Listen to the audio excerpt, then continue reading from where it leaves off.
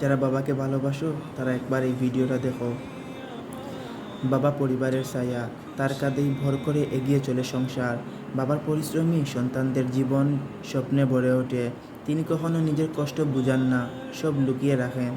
বাবার হাসি সন্তানের জন্য সবচেয়ে বড় আশীর্বাদ। তিনি রাত দিন সংগ্রাম করেন শুধু পরিবারের মুখে হাসি ফোটানোর জন্য। বাবার মমতা কথায় প্রকাশ করার মতো নয়। বাবা সন্তানের প্রথম নায়ক এবং জীবনের পথ প্রদর্শক। তিনি আমাদের শেখান সৎ পথে চলতে ও পরিশ্রম করতে।